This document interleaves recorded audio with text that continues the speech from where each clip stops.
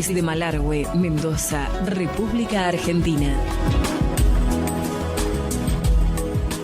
Cuando las cabezas de las mujeres se juntan alrededor de un fuego, nacen fuerzas, crecen magias, arden brasas que gozan, festejan, curan, recomponen, inventan, crean, unen, desunen, entierran, dan vida, rezongan, se conduelen. Porque juntas construimos nuestros propios cimientos.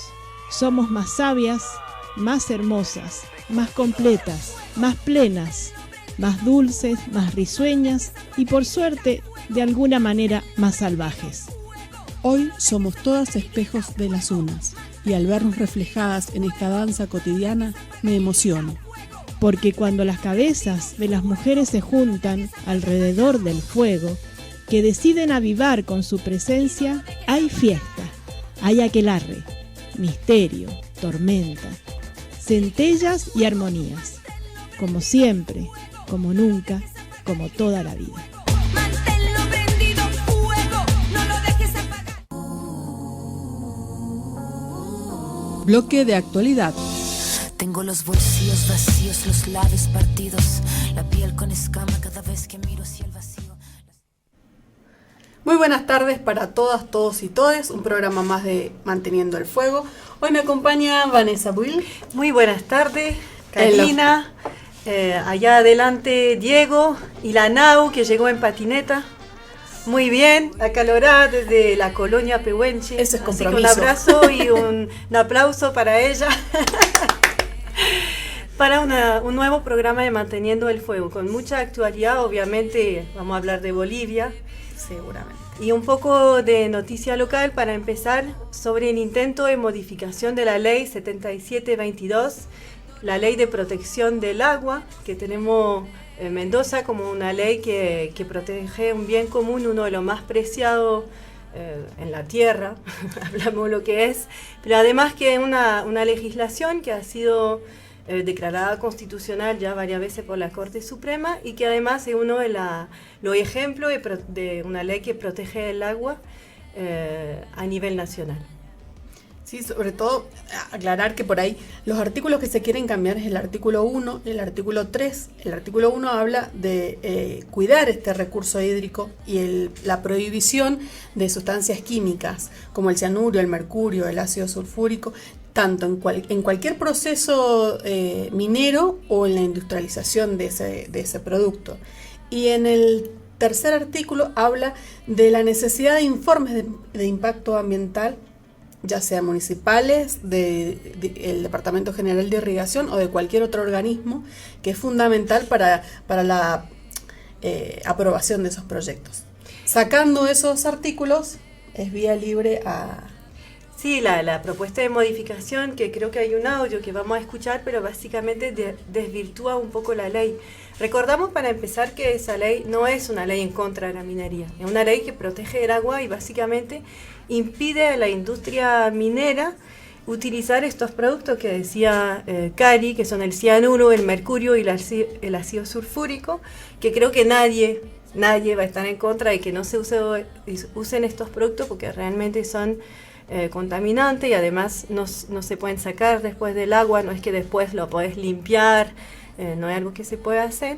Y después el otro tema que se puso en discusión y que creo que en el almuerzo de la Fuerza Viva que se realizó hace poco en nuestro departamento se discutió el tema de pasar por la legislatura, que los procesos de estudio de impacto ambiental tengan que contar con la aprobación legislativa. Y eso en realidad no es solo para los emprendimientos mineros, es un proyecto, cualquier proyecto de envergadura que tiene que ver con el ordenamiento territorial, con proyectos y planes que son estratégicos, tienen que pasar por la legislatura y más en el marco de la ley de ordenamiento territorial, o sea, de todo un avance que tiene que ver con que la provincia pueda discutir de forma democrática a través de sus representantes y de la sociedad civil qué proyecto quiere, para qué lo quiere y cómo se quiere hacer. Pero vamos a una cuestión práctica. Estamos llegando al verano, hay barrios en Malargüe que en determinadas horas no hay agua y entonces ya estamos en una emergencia hídrica, entonces la falta de agua encima envenenada no es bueno para nadie. Escuchamos el audio de Daniel Funes, que es un ambientalista de San Carlos. Con la dificultad obvia de saber que estoy transmitiéndole un mensaje al pueblo de Malargüe desde San Carlos y sabiendo que los grandes medios de comunicación nos están intentando instalar como pueblos enemigos, pueblos que se oponen, cosa que en lo personal no creo que debería ser así.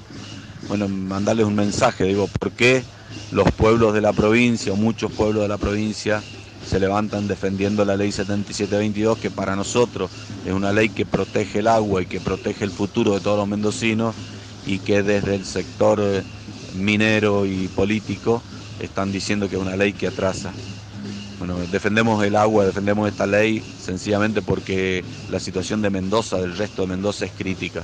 Hay muchos pueblos sin agua, hay muchos barrios sin agua, y la situación que nos dicen los científicos vamos a tener que enfrentar de acá al futuro es mucho más grave. Entonces, para nosotros es vital conservar la pureza del agua, y conservar la pureza del agua teniendo presente este concepto de cuencas. Digo, no vemos bien, no está bien que quien vive aguas arriba, como en el gallinero, digo, cague al de abajo con una actividad o con ninguna actividad. Por eso, bueno, estamos en esto, ¿no? Y también decirle a los malargüinos que no es que nosotros querramos perjudicar a Malargüe. Realmente los medios de comunicación ocultan, pero muchas veces nuestro mensaje es que los pueblos que han dado riqueza durante casi 100 años, Malargüe, Tupungato, San Carlos, Rivadavia, la riqueza con la que se ha sostenido Mendoza, merecen de todos los mendocinos, principalmente de la clase política y empresarial, un desarrollo diferente que no dependa de las actividades extractivas. Malargüe y estos otros pueblos que han sido petroleros le han dado la riqueza con la que se sustentó Mendoza. Y Mendoza, del puente del río Mendoza hacia el norte, no lo reconoce. Creemos que necesitamos sentarnos todos a pensar una provincia diferente de cara al cambio climático, de cara a la emergencia climática, que diversifique la matriz económica también de Malargüe, no de Mendoza, sino de estos pueblos que dependen absolutamente de esta actividad, que a la corta o a la larga va a tener que ser suspendida. Digo, todos nos merecemos un desarrollo sustentable, genuino, sano, duradero, que no dependa de los intereses de las grandes empresas transnacionales, y que más temprano que tarde el mundo va a tener que limitar para evitar el colapso climático. Así que ojalá hayan mesas de diálogo, ojalá hayan mesas de debate, ojalá la creatividad de los mendocinos permita cuidar el agua y el desarrollo de pueblos como Malargüe. Muchísimas gracias por la posibilidad de hablarles, y nada, ojalá podamos encontrar caminos de diálogo.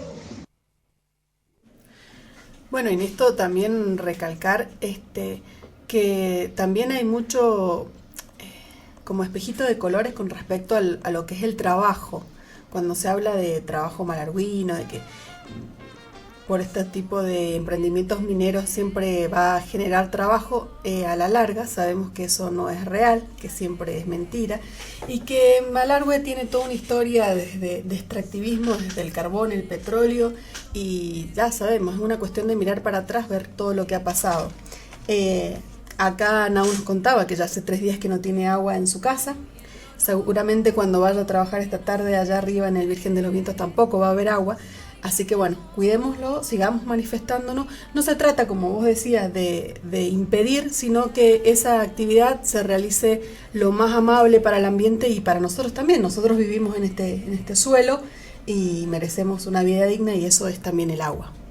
Sí, y agradecemos el audio que hace el vecino de San Carlos, que plantea también como un departamento que no es la capital de Mendoza, sino como un departamento que también está más al sur, que también no somos los departamentos como priorizados para las obras, priorizados para la inversión dentro de la provincia de Mendoza, pero que siempre han aportado más. El 95% del gas que se comercializa en Mendoza es de Malargüe, y eso siempre se dice.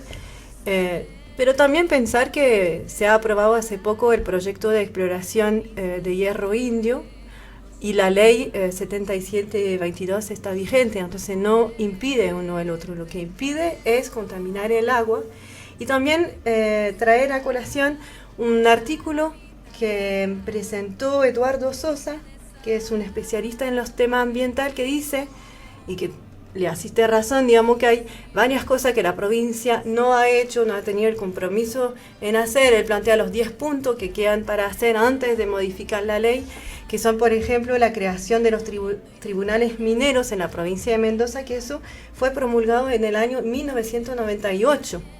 Y así como varios puntos que la provincia se ha comprometido a hacer. Entonces todo ese discurso de sí podemos hacer la minería sustentable tiene que ver con implementar procesos primero, de acceso a la información para la ciudadanía, que es una parte importante, y después de controles reales. Y decía él, bueno, antes de modificar la ley, que da como libre vía a las empresas y que no pase por la legislatura, cumplamos con lo que ya la legislatura ha aprobado y que nunca hubo voluntad política para hacerlo. Entonces, bueno, con eso pasaremos al segundo bloque. Sí, igual recordar que no pasó, no lo trataron en la legislatura provincial. También hubo una gran manifestación de gente de afuera de la legislatura. Esto con el agua no se jode, era una de las consignas. Entonces, que se seguirá haciendo todo este tipo de movilizaciones y esperar. Seguramente van a apostar un cambio de legisladores y esperar que tengan un quórum propio como para poder hacerlo, siempre avasallando los derechos de las personas.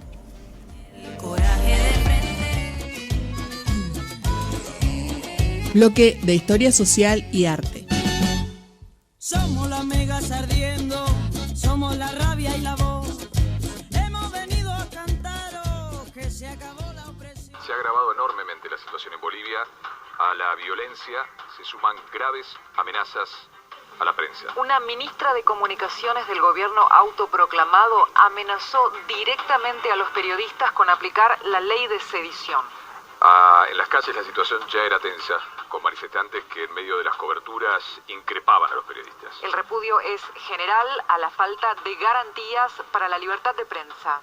Estamos refugiados en la embajada. Mirá, vete, están los equipos tirados por todos lados. O sea, estás vos, está el equipo de Telefe, equipo del 13, Telefe, vos, ¿quién más? Crónica, 9 y Canal 13. Hoy a la mañana, ya un diario oficialista nos ponía como que incitábamos a la violencia. Que vos eras un presunto periodista. Nos enteramos que la ministra de Comunicaciones estaba diciendo de que éramos pasibles de ser acusados de sedición. El gobierno cubano confirmó este domingo que partió hacia su tierra natal un segundo grupo de colaboradores de la salud que atendían de manera gratuita a la población de Bolivia. 207 profesionales cubanos partieron desde Bolivia hacia la mayor de las Antillas en un avión de la Aerolínea Estatal Cubana de Aviación. La interrupción de sus labores y regreso a Cuba fue motivo por la falta de garantías en Bolivia en medio de una campaña de hostigamiento y amenazas emanada desde el gobierno de facto. Este domingo, en rueda de prensa ofrecida por diputados y senadores bolivianos, Sonia Brito, diputada, rechazó el decreto emitido por el gobierno de facto que le da impunidad a la policía y a las Fuerzas Armadas que repriman manifestaciones contra el golpe de Estado en Bolivia. No solo nuestra Constitución Política del Estado garantista de los derechos humanos, sino tratados y convenios internacionales de derechos humanos de la cual Bolivia es signataria, es parte. Y en esos tratados y convenios internacionales no se puede vulnerar los derechos humanos como se está haciendo hasta este momento. No se está respetando los estándares internacionales de derechos humanos en el uso de la fuerza. La policía tiene una labor disuasiva. El ejército no puede estar en las calles para reprimir al pueblo. El ejército tiene una labor específica. Este decreto, que es una licencia para matar, es anticonstitucional. Ese que demuestra que planificaron golpe. Y solo yo me pregunto, ¿por qué tanto miedo al Evo? ¿Por qué tanto miedo a los movimientos sociales? Y para enfrentarlos use violencia, agresión. Seguramente ustedes han podido ver, como todo el mundo ha visto, vuelve el odio, vuelve el racismo contra el movimiento indígena.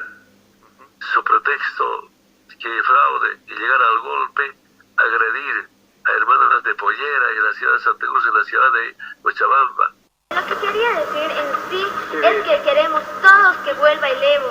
Es nuestro presidente de nosotros, porque presidenta que está reemplazando al Evo es algo injusto, porque el Evo nos da todo, porque si estuviese el Evo en acá, entonces todo sería normal. Bueno, y hace una semana que en Bolivia hay un golpe de Estado religioso, cívico, militar, patriarcal, racista y bueno, todas las violaciones de derechos humanos creo que lo tienen todo. De hecho, la dictadora Yanine Áñez ha habilitado como sacarle la responsabilidad a las Fuerzas Armadas de cualquier muerte, de cualquier destrucción de bienes. Pero lo que más nos duele, más allá de los 24 asesinados, los 24 muertos, es también el tratamiento que ha tenido este golpe con las mujeres. Mientras el país ha estado transformándose desde los pueblos originarios, planteándose como plurinacional, desde que levantamos la cabeza y recuperamos nuestra voz, se alimentó una cultura de odio colonialista profundamente racista.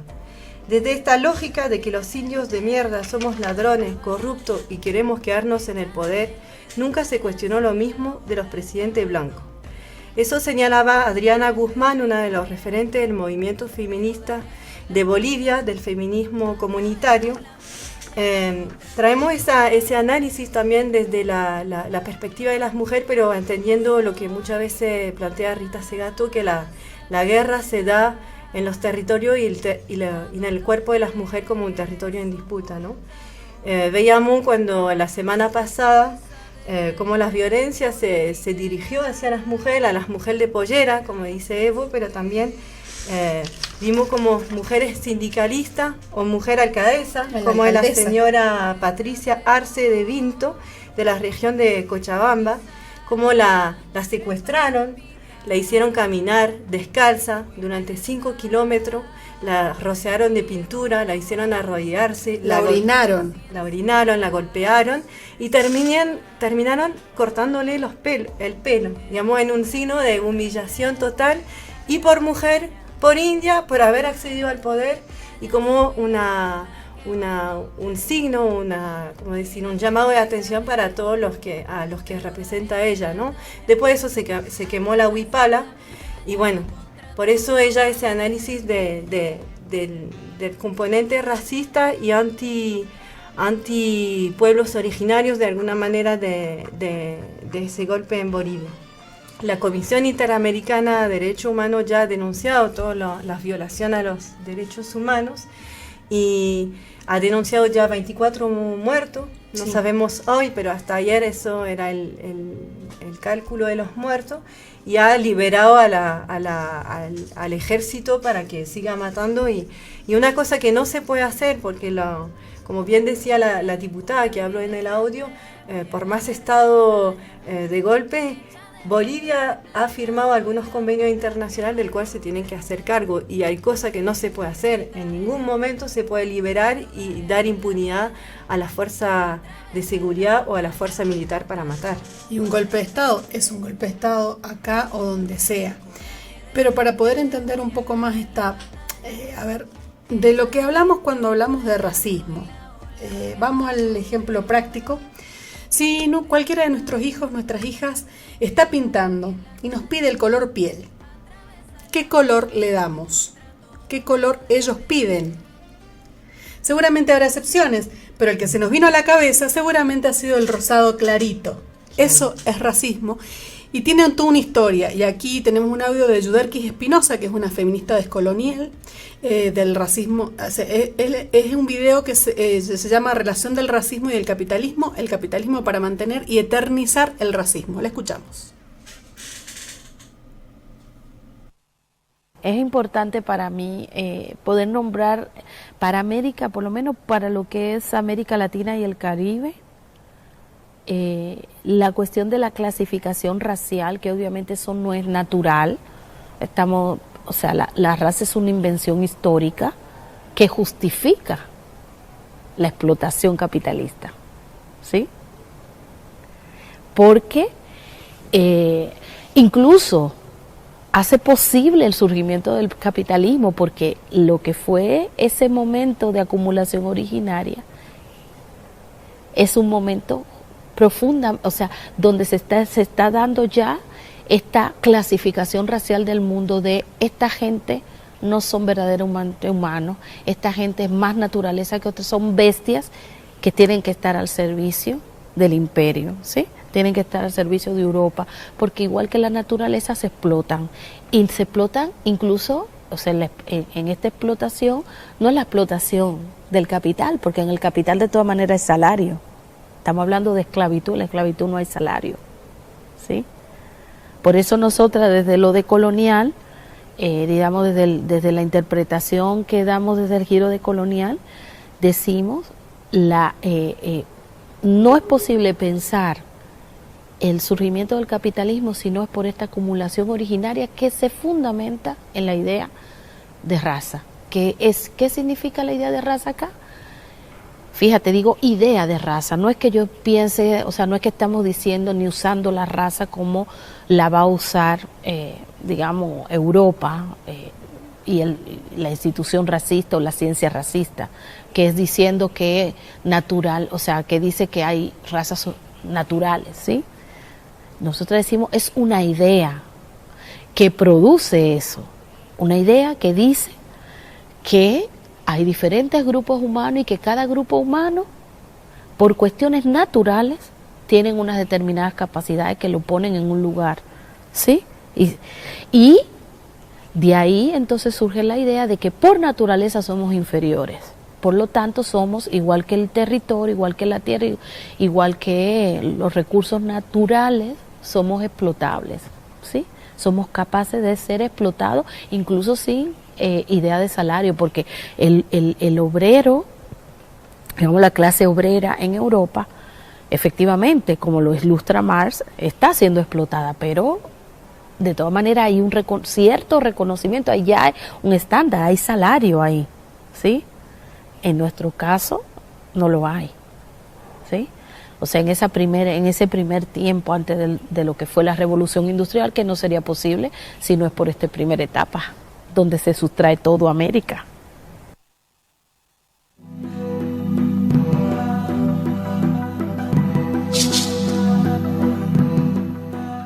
Te discriminan por la cara. Bueno, porque por la cara morís.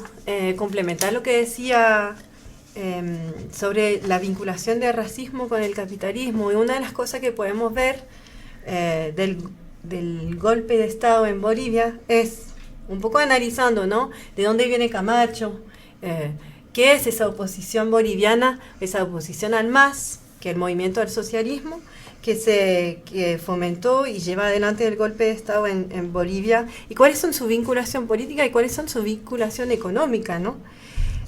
2 semanas previas a los comicios, recordemos que el 20 de octubre fueron las elecciones en Bolivia, y el Comité Cívico Potosinista logró que el gobierno derogara el decreto que disponía la creación de la empresa mixta ILB, Yacimiento de Litio Boliviano, ASISA, y la empresa alemana ASI System, bueno, un nombre en alemán, que planteaba, la industrialización del litio, ¿no? Y ahí nosotros vimos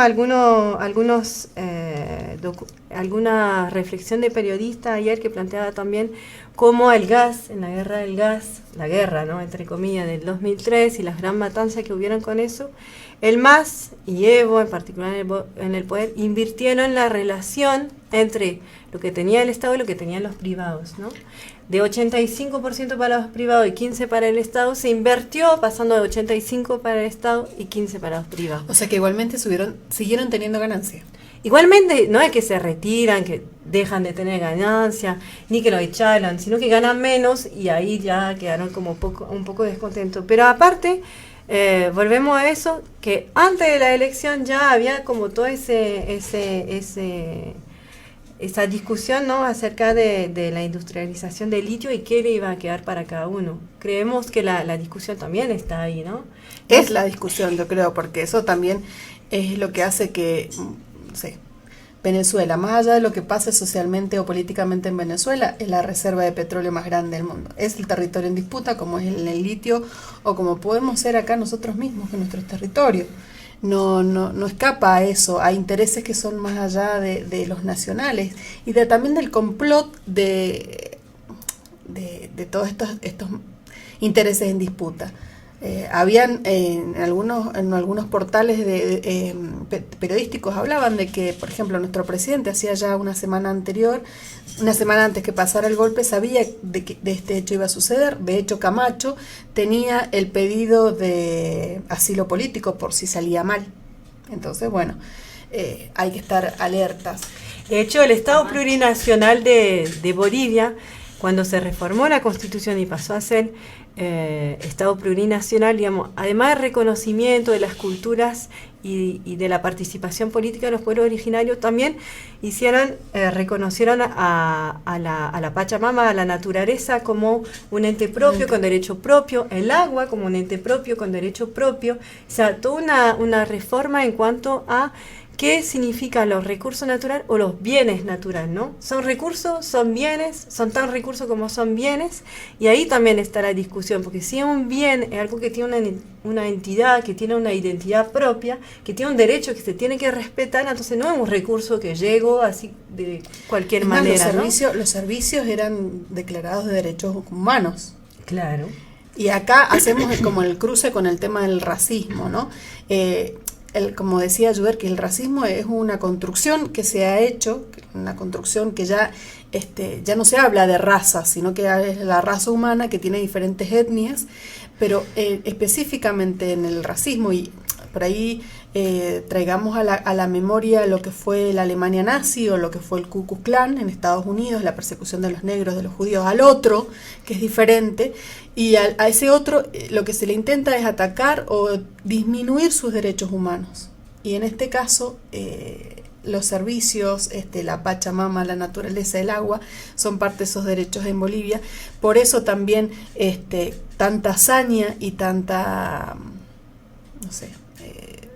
deshumanización en esto, ¿no? Sí, algo de irracionalidad o por lo menos de crueldad, ¿no? Y se fundamenta en la cuestión religiosa. Eso no hay que dejarlo de lado, porque es como la excusa, es como cuando vinieron los conquistadores españoles con la cruz, y en realidad venían por el oro, por la plata de Potosí y todo eso. Es como un déjà vu histórico lo que estamos viviendo y lo que están viviendo en el pueblo plurinacional de Bolivia.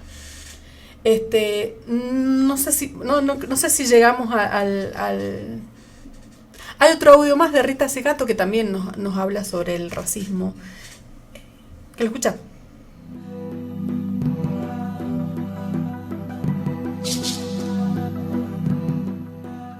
Te discriminan por la cara, porque por la cara morís. O sea, por la aportación de cara morís. O sea, ¿qué es la raza en un sentido, o como yo la he definido, con una inspiración que viene de Quijano? La raza es la marca de una posición en la historia leída en el cuerpo. O sea, en el cuerpo se lee qué cuerpo está marcado, tiene la marca de la posición de los vencidos en la conquista. Clase es un pensamiento eurocéntrico. No es que no exista, pero la raza a nosotros nos toca más de cerca. Hasta que no reconozcamos la discriminación racial, no tenemos espejo. El país o América Latina no tiene espejo. No sabe cómo mira. Miramos racialmente y miramos con dos formas de clasificación automática inmediata, raza y género. O sea, quién es mujer y quién es hombre, y quién es negro y quién es blanco, porque es la marca en el cuerpo que permite la primera forma de exclusión, la forma más inmediata de exclusión. O sea, se va a suponer que una persona que tiene la marca de la posición de los vencidos en la historia de la conquista y de la colonización, la posición de los expropiados, vencidos hasta ahora, ¿no? Porque hay futuro. Bueno, y para terminar y para cerrar le hacemos, tengamos en cuenta que hay otros colores también de piel y eso ya es una forma de evitar el racismo, más allá de una autocrítica personal de cada uno. Pero cambiando de tema, este lunes 25 de noviembre es el Día Internacional de la Eliminación de Violencia contra la Mujer y se va a proyectar un documental llamado Femicidio, un caso, múltiples luchas. Es una producción de la directora y protagonista María Ávila, Esto se va a realizar en el Campus Educativo 1, así enfrente de la terminal, a las 20 horas, y están invitando Vuelo de Mariposas y la Oficina de Derechos Humanos de la Municipalidad de Malargüe. Es la historia del femicidio de la mamá de María Ávila, así que están todos invitados para que nos acompañen en esta actividad. Y nos encontramos el próximo martes. Bueno, nos vemos hasta el próximo, en 2 semanas, próximo martes.